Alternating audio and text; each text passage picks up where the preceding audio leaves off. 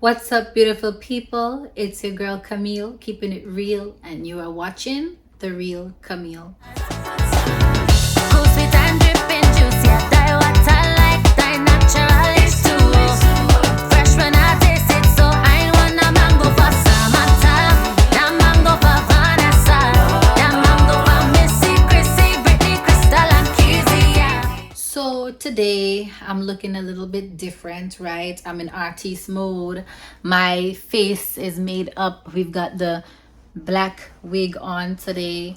I just finished doing a little photo shoot at the park. A dear friend of mine who usually takes my photos for me. We went to the park and we did some photos today. And of course, as you guys see, when I do my vlogs, Tessie is always with me. I am one mom that I don't really like to leave my baby behind. On top of that, I don't really like to give people the burden of watching my child. And then number three, I'm not financially able to pay for babysitter and daycare right now. So she is with me pretty much 24/7 until I'm able to get back on my feet and be able to do something like, paying for childcare and stuff like that, right? So in the meantime, I try my best to get my work done, still trying to push my music career, and I do what I can. I'm not forcing it. Let me just check on her. She's sleeping over there, and I just want to make sure that the blankets is not like over her. She twists and turns. So let me just check. I'll be right back. Yeah, so the temperature is starting to change here in New York. So I've put the blankets over her for her to sleep. So yeah, I just get everything done with my baby on my hip. I do what I can. I don't force it, right? So I have a new song dropping soon. So I just wanted to do some, little visuals to be able to promote and market the song. And I'm very grateful and very blessed to have a friend who, has a very expensive camera, because I cannot afford one of those cameras. So he has a very expensive camera, and he has been taking my photos for the most part. I've mostly worked with him from day one. I have done shoots when I'm working and I have the spare change to be able to book somebody that can produce higher quality and stuff like that. I do that. But when I'm not able, I'm very grateful to have my friend who does the photos for me. Okay, so and that's why I'm all made up right now. I just came back from there. But moving along with today's topic, I last was speaking to you guys about monitoring spirits and spiritual attacks. Now, this is something that I honestly didn't care to believe in. I felt like it was rubbish. Oftentimes you see things circulating on social media about monitoring spirits and spiritual attack and stuff, and I scroll past it because I don't care to consume those kinds of information. I don't care to consume those kinds of topics when it comes to like negative things and people being bad-minded, people speaking spiritual. I don't like to listen to it because I have my own not really religion, but I have my own spirituality, in the sense that I believe in God. I'm a believer of God. I believe what I believe, and I don't like to listen to the other things that people try to fill your head with to steer you off of your beliefs. You have all sorts of religion: Christian, Jewish, Buddhist, Hindu, different religions in the tribes of Africa. And I don't dig into them. I believe in God, the divine creator, the universal Holy Spirit. I do read my Bible, but when it comes to the religions and the rituals and all those things like that, I know nothing about it. and so I don't pay attention to these things. You know, people will be all superstitious and talk about all sorts of, you know, spiritual things all the time, and I ignore it. Okay? Especially anything that's going to spook me, I ignore it. However, there probably is a little bit of a price to pay for ignoring certain things, because when you are oblivious to certain things and not educated about certain things, you know, you don't see certain things coming. And that's that. I'll say this, as a little girl growing up, being of Grenadian heritage, the common religion for where I am from in Grenada is Roman Catholic, right? Yes, I am aware that I come from African heritage and that Catholicism is not African. So, yes, this is a religion that was brought to us by the Europeans and whatnot. But all I'm saying is, as a baby, I had no control over what my parents bring to me, and I was raised Roman Catholic. And as I got older, it was my own decision to, as I started to really do my research more into, you know, the Bible, Christianity, and stuff like that, I no longer go to the Catholic Church. Okay. And that's that. There was never really any deep practices either when it comes to going to Catholic Church. You just get up on Sunday morning and you go to church and they read the gospel, you sing from the hymnal, and you go up and you get your communion. You know, you take the bread, the wine, go back to your seat, pray, leave, go home. That is literally Catholic Church. There's no deep spiritual anything into it. So I know nothing about spiritual rituals and all those things like that. Catholic Church don't teach about spiritual attacks. Catholic Church don't teach about monitoring spirits and those things. Okay? Catholic Church don't teach you, oh my God, somebody's like a demon, somebody's going to obia you or anything. Catholic Church don't teach you none of that. They don't. All right? So I know nothing about that. I grew up very quiet. Like I said, I hardly made friends at school. So there's no other influences or outside influences to influence me, besides me eventually starting to listen to the hip hop music and the rap music and stuff like that to try to learn how to Americanize myself in order to fit in at school. Those are the only influences really I could say impacted me and my behavior and stuff like that. But when it comes to spirituality and religion, there's literally nothing deep to it when it comes to how I grew up. All right. So that being said, previous videos I explained that when I lost my home, when I returned from Carriacou a few years ago, you know, losing basically my whole childhood, losing all my things. The only thing that I had saved was, of course, my laptop. My laptop had cost my mom about $700. You understand? And that $700 is a lot of money to us.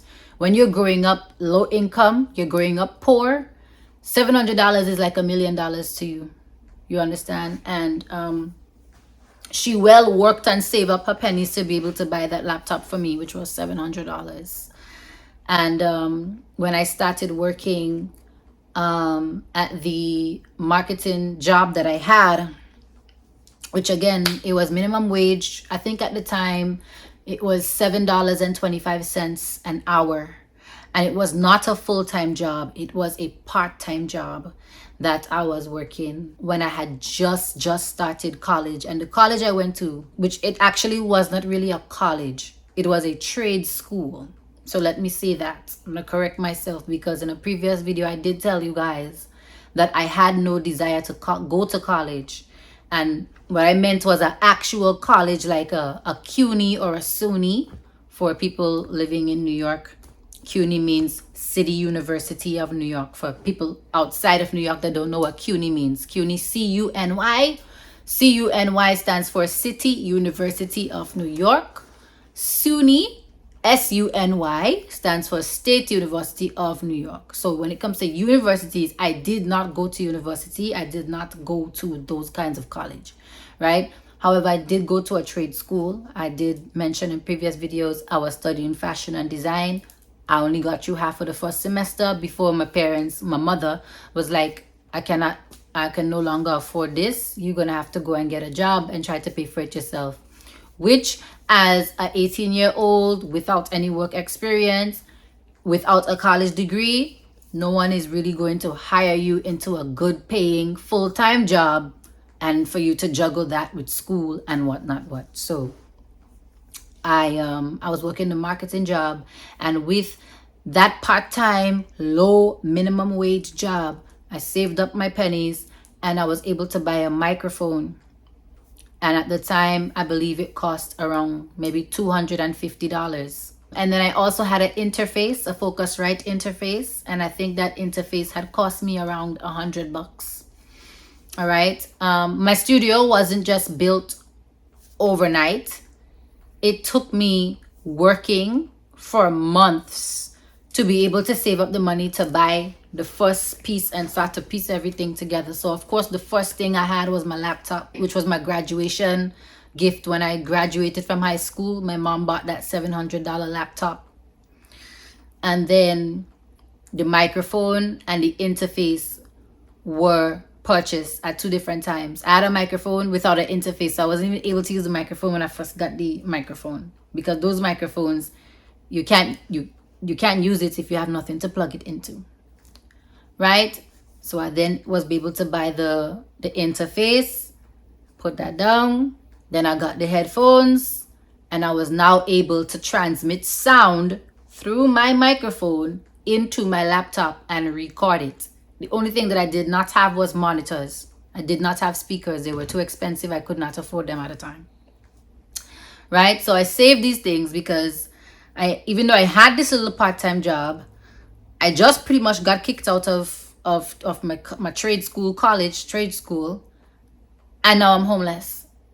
So I saved those things on top of the sewing machine that I had, which I think that sewing machine cost around anywhere between $100 to $200, if I'm not mistaken. It was cheap. So obviously over time, the sewing machine broke.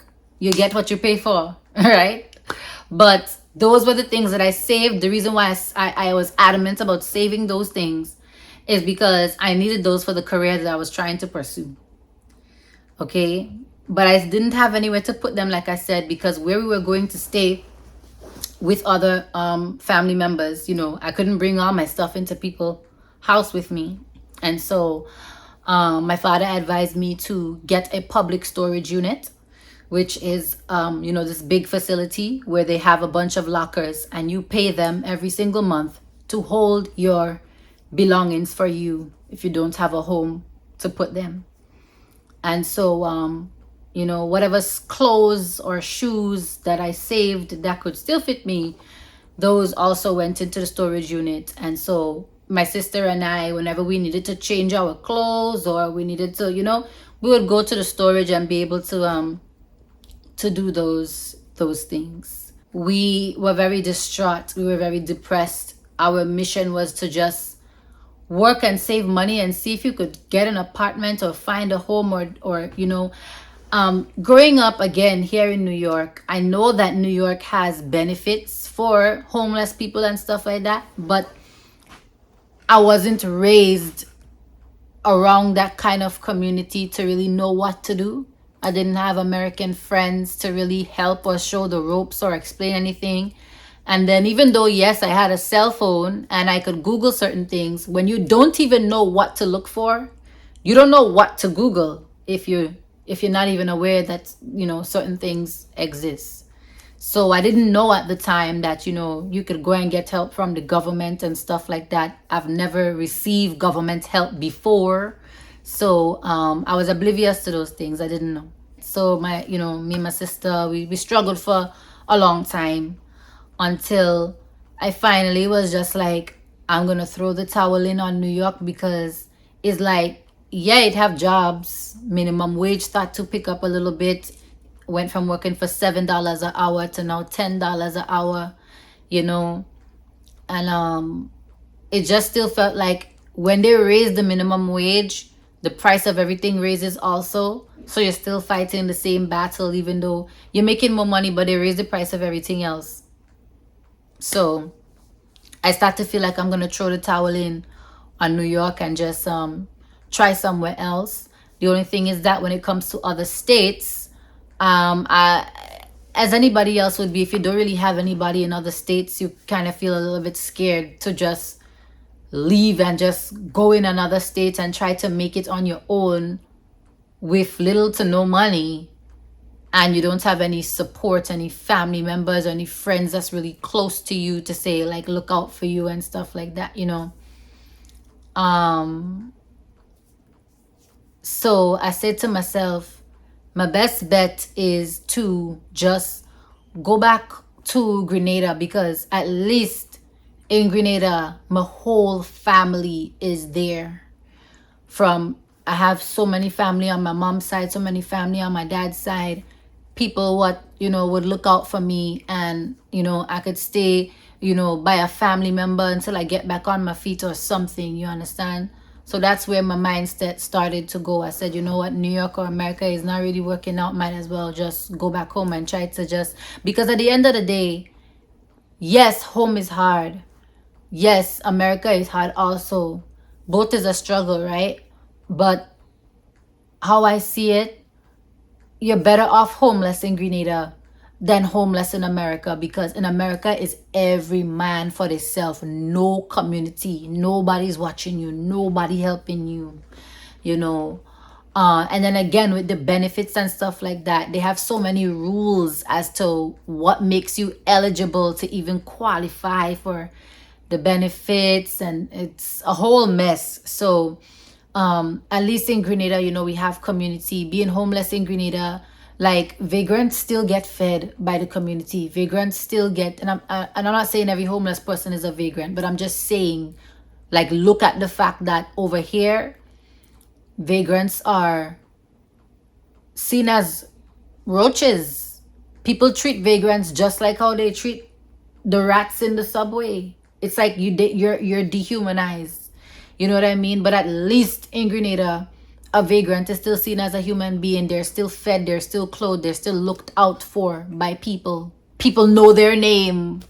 Up here is not like that. So I started to tell myself, you know, I better off homeless in Grenada than homeless in America, to be honest with you.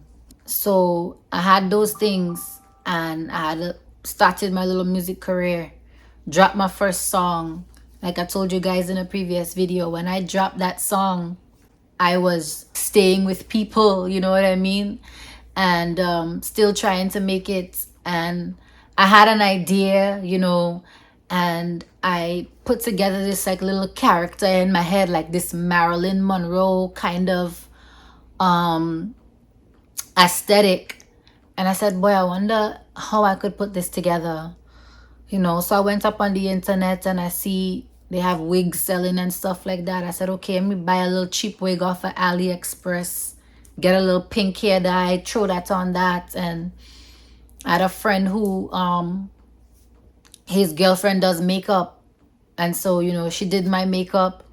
And I remember I walked into a store on Flatbush to get the fabric to make the outfit for me to wear in the photo shoot. And when I walked in there, and you know, there was a lady working inside of there, and she asked me like, oh, you know, what are you doing, what is it for, and stuff like that. So I said to her, well, I just released a new song. It's my very first song. And she's like, really, you sing, what genre? And I said, soca. And she said, really, where are you from? So I said, Grenada. So she's like, I'm Grenadian too. So I was like, oh wow, great. You know, we got to talking about which part and stuff. And then when I tried on the outfit, the first thing she said to me was, oh my goodness, like you look so nice. And she was like, you're skinny, but you have this little, you have a little figure, you know, you're curvy kind of skinny. I like that. And I was like, thank you. And you know, she's like, your butt looks good in it and everything like that. I was like, cool. And so she was like, you know, you remind me of Baby L. And I was like, who's that? You know, and she was like, a singer from Grenada. So I was like, oh, I've never heard of her. And so she was like, yeah, she's, you know, small just like you. And yeah, her name is Baby L. She sings. So I was like, okay, that's really cool. And for a second, I was like, wow, you know, because I never heard of her. And the few artists that I've heard of, I started wondering to myself, like, how many other female artists really are out there that I just never even, you know, heard of over here. And I was like, it would be really cool if I get to eventually start collaborating with them, you know. So anyways, coming off track. But the outfit, I did it up, and you know, just minding my business. I'm at a young age where I am naive to a lot of things. I don't know a lot about the real world and big people world and what big people do, you know. And I just went ahead to my great aunt's house. My cousin snapped the pictures for me. My cousin works in photography, so she had those equipments already. And it's my cousin. I didn't have to pay her anything. She did that favor to me. Samantha, I love you so much. Okay. And yeah, she did it for me. And I remember when I sent the picture to John, we're talking about expert here now, right? And he's like, wow, Camille, you look amazing. Like this, I like that you did this, you know, this picture is great. Like, and I said, I want to use it for the I didn't know what to call it. I was like, you know, that square, you know, I'm telling you, that's how really uneducated about things I was. I did not even know what an album cover was, you know. I said, you know, that square picture that you, when you go on iTunes and Apple Music, you see the square picture. I told him I want to use it for that, you know. And I sent him the picture. He said, send me the picture, and he created the cover artwork. All right. I then was like, you know, I don't know what to do next, you know. And let me tell you, God bless these boys' heart. God bless these two gentlemen's heart. You see, John and Jason, nobody didn't force them or tell them to teach me anything, but they chose to do that, you know. And you know, I'm forever grateful. John said to me, go and copyright the song, go and register with a distributor. He told me everything what to do. And I followed instructions. I went ahead and did it. And yeah, once I start to post it on Instagram, right? Now let's talk about Instagram, because Instagram now is that website where we have everybody watching each other. It's almost like when you log on to Instagram, it's like stepping foot in Hollywood, right? Everybody is watching everybody, picture, video, whatever. And I think maybe this is where the monitoring or whatever people say starts to take place. I started an Instagram account my senior year of high school, because that's when it really started to become a thing. Senior year of high school, 17 years old. And I just used to post pictures of my little cousins. I was posting like little selfies of myself, food that my mom make. I would just take a picture of it and post it on Instagram, you know. So people posting music and stuff on Instagram too. Of course, I'm following my favorite artists like Rihanna, Beyonce, Cardi B, Nicki Minaj, Nadia Batson, Destra. You know, I'm following these people. And so of course I'm like, okay, let me post my first release on Instagram. and Facebook. I posted it up, and I remember I had a cousin who she knew how to burn CDs, because you know the older folks, as soon as I said I released a song, the older folks from the kayak community started to immediately say, we want a CD, we want a CD. Me being very well known in Carriacou, growing up, every older person in the kayak community always pushed me to become a calypsonian when I become older. Me and my sister both. They were always like, you ladies can sing, you ladies have this talent, and they were always putting us on stage to sing for everybody. And so obviously when I dropped my first song, it's almost like, let me tell you something. You see, when you raise your child in a community, and a village actually comes together to help you raise a child, is like every woman and man in that community is also my parents. They're all my aunties and uncles, okay? So the aunties and uncles of the community were very, very proud of me when I released that first song, and they all wanted a CD. They said, girl, you are gonna blow up big, and we want this CD so that we could remember that, you know, we supported you with this first song and stuff like that.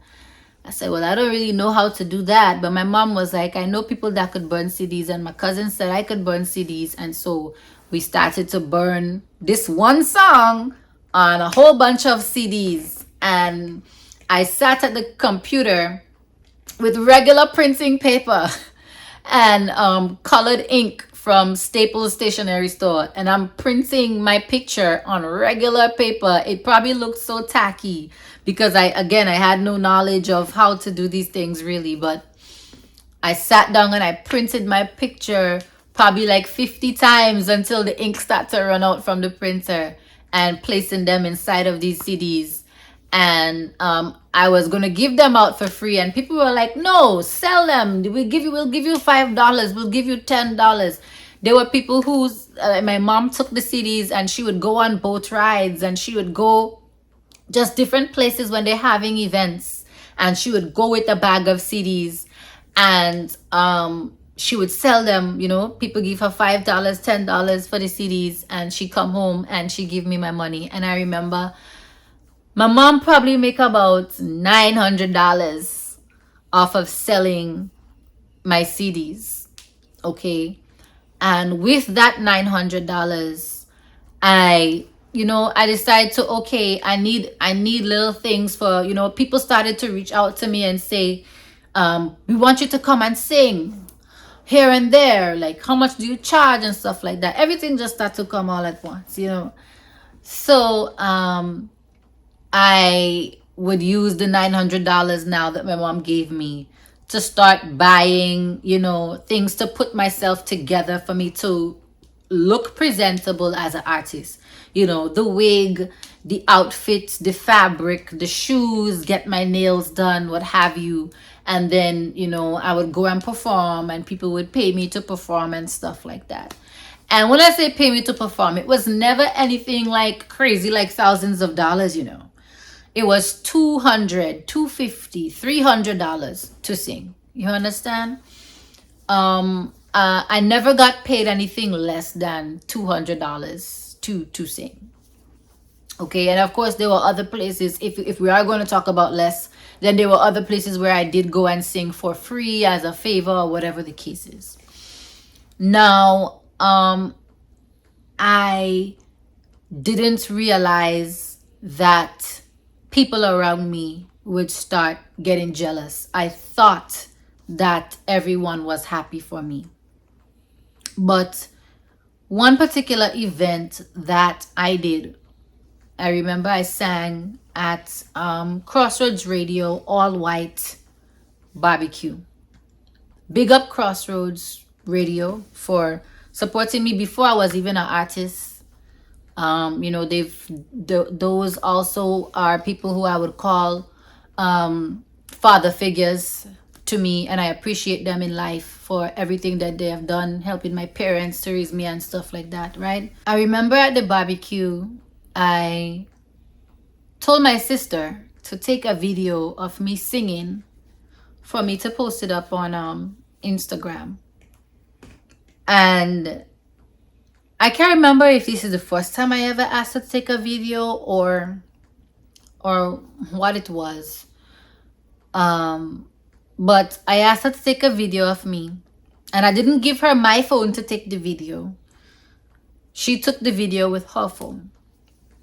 When she took the video with her phone, I asked her to send me the video to my to my phone so that I could post it up on Instagram. And she said no. And I was immediately confused because I didn't expect her to say no. Because if you took a video for me, send me the video. I asked you to send me the video. She said no. And so I turned to my mom and I'm like, Mommy, tell Camille to send me the video because I don't understand why she's not sending me the video. So she's like, send your sister the video. And she said, nope, it's my phone. You can't tell me what to do with my phone. I took the video, so I get to decide what happens with the video. The video is in my phone, so the video belongs to me. And I just found that analysis to be very weird. And I said to myself, that's not a normal response for you to say that the video belongs to you just because you took the video. You're not the person in the video, but the video belongs to you because you took the video. Therefore, you are not sending me the video. So I said, okay, well, how am I supposed to get the video if you're not going to send it to me? She said she's going to post it up on her Instagram and she'll tag me in it. And I said, but it's not your content for you to post it up on your Instagram and then tag me in it. I could understand if you're a professional videographer and photographers and videographers, they own the content and they'll put their watermark on it. But this is my damn twin sister we're talking about. She don't even work in that field.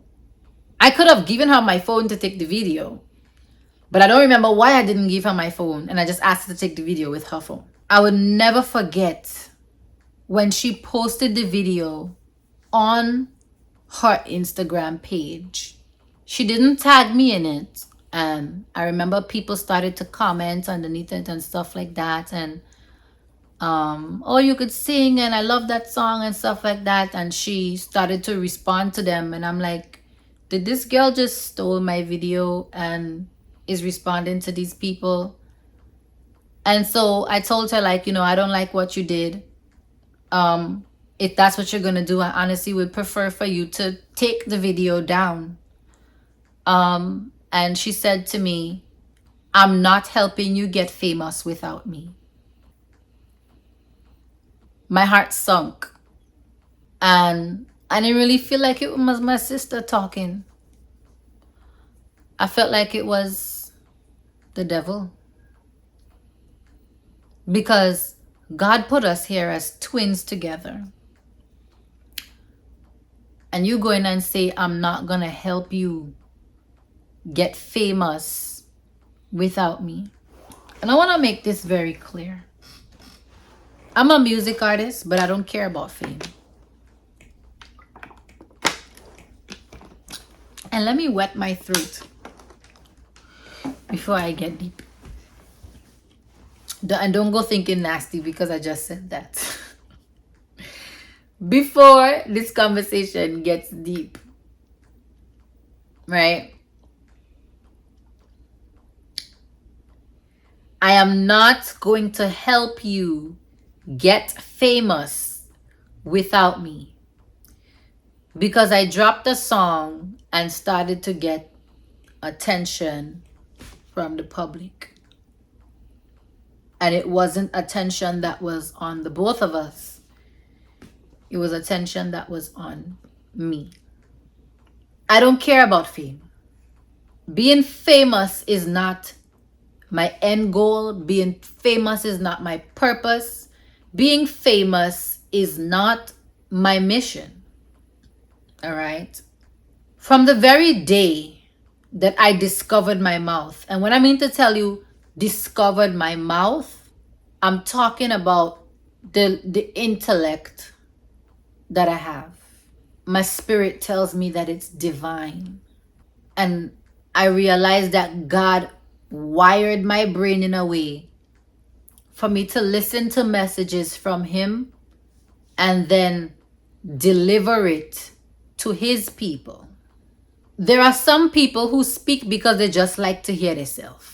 There are some people who push up themselves on top of a stage or in front of a camera because they just like to see themselves.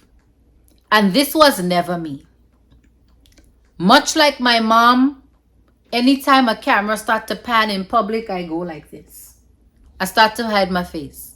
I don't want no off guards. I don't want to be caught on camera. That has always been me. When I go up on stage, I am nervous as hell. I don't even look people directly in their eyes when I'm on stage because I'm very uncomfortable with the idea of people stare. I never liked people to stare at me. I never liked people to watch me. I never liked people to look at me. It makes me feel uncomfortable. I start to tremble. I get goosebumps. I get anxiety. I get dry tongue when people start looking at me. I was never a person really want to be seen. And this is why oftentimes too, a lot of people that say, Camille, I don't ever see you anywhere. I mean, I would see when you post a picture or a video on social media, but in real life, in person, I hardly see you anywhere. And that is because I hardly come outside. I don't really like to be seen. I don't. I don't know. It's something that my mom instilled in me, like little girls should be, seen and not heard, but not seen everywhere. And that's why I'm so scarce. That's why I'm so quiet. However, when I do open my mouth, when I do have something to say, it's a message. It's something important. It's something impactful. And it's usually not for me, but it's for others. Just like I'm sitting here and I'm doing this sit down talk, but I'm not doing it for myself. I'm doing it for others. I'm doing it for little girls who are coming up in life. I'm doing it for the next generation. When I leave this earth, these messages are going to be left back when I'm gone. I'm not doing it for me. I'm doing it for the people. So fame was never a desire of mine. I enjoy singing. I love singing. You understand? I love to sing for people. But the most important part for me about being a music artist is lyrics. I love lyrics. I love writing because I'm a messenger. Okay? I don't create the message. The Holy Spirit creates the message and then give it to me to deliver it. That is why I think before I speak. All the words are being created divinely for me to spit out my mouth. But the important part is not the messenger. It's the message. A lot of people want fame to be seen as the messenger and get credit as the messenger and want everybody want to know who the messenger is and celebrate the messenger and praise the messenger. It's not about the messenger for me. It is the message itself. And so this thing where people look at somebody becoming famous or becoming popular and decide, I don't want to see you get recognition. I don't want to see you be celebrated. I don't want to see you be placed on a pedestal. I don't want to see you with a spotlight on you. And the only reason why they don't want to see you there is because they want to see themselves there where you are, receiving all the love that you're receiving. And if they cannot receive it at the same level or the same capacity, standing right next to you or probably even higher than you, they are vexated with that. And so I would never forget, my own twin sister said, I will not help you to get famous without me. We have the same exact face. Anyhow, I get famous. Doesn't that make her automatically famous? But I said it's not my sister talking. It's the devil. And it's not my sister that doesn't want to see me get famous without her. It's the devil that does not want God's message to get out there to reach the people, to save the people's souls. And so this demonic spirit that is fighting a battle with God, this devil said, any messenger you choose, God, right? This demon looked God straight in the face and said, any messenger that you choose, I am going to try my best to go and poison them so that they would never complete the task that you have given them. You got the devil over here and God over here.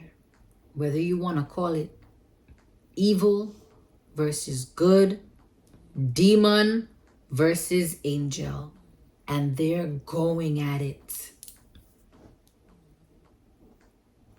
There is not a single human being on this earth that is actually evil and wicked and stuff like that. Your vessel is being used to fight spiritual battles. Your soul is like the punching bag. It's a tug of war. And because I know that, I don't hold grudges on people. And I don't hold anybody to anything.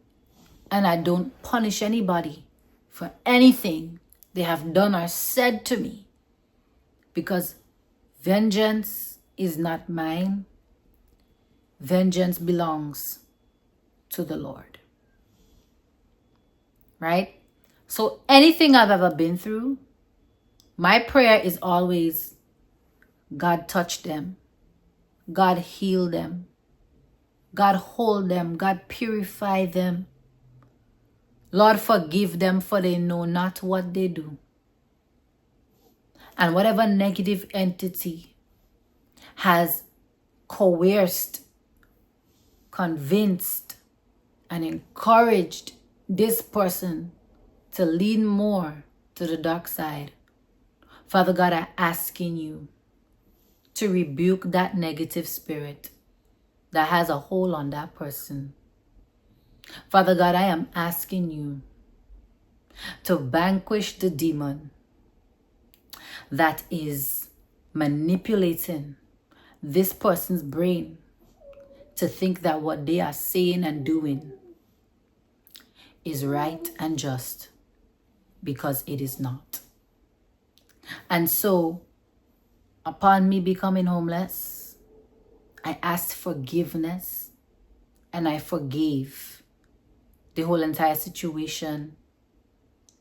And upon me starting my music career, and my sister saying that to me and choosing not to give me the video and choosing not to unite with me and get along with me, I asked forgiveness, forgive her, I let it go, and I put it in God's hands. But that wasn't going to be the only way that the devil tried to stop God's plan. The devil went to other bodies, other spirits as well. And the more people start to look at me and creating their own narrative in their mind as they see me releasing my music, minding my business, just trying to make some money to survive so I could finally have a home. Trust me, it probably have people all over start to watch me like, who the hell does this girl think she is? She pretty. She probably thinks she all that. And just making up things in their head about what I think. I think I'm big. I think I'm better. I think I'm all that of it. I don't think none of that stuff. You know what I think? I think I'm a quiet little girl of Grenadian heritage that just wants to find a peaceful home to live in. And I love to sing. And I have a talent to write. And I'm just doing it to the best of my ability so that I could build a life for myself and survive the best way that I know how. I don't get in people's way. I don't see what they're doing and message them and ask them what they're doing, why they're doing that for. I think they should do it like this, or I think they should do it. I don't do none of that. I mind my business. I stay out of people's way. I don't ask people questions. I dropped my song. I didn't ask for no help to do my hair. I did it myself. I didn't ask for no help to make my clothes or style to do the video creation or creative direction. I did that all myself. Radio stations start to call me to come to them. And then I said, okay, this is how the business goes. Let me start to take my craft seriously and make a business out of this, because if there's money to be made here to help me to finally get a home, I'm going to do it. And that's that. So spiritual battles were on their way, and God started to equip me for that. And in the next video, we will talk about it. Thank you guys so much for watching. It's your girl Camille, keeping it real, and you are watching The Real Camille.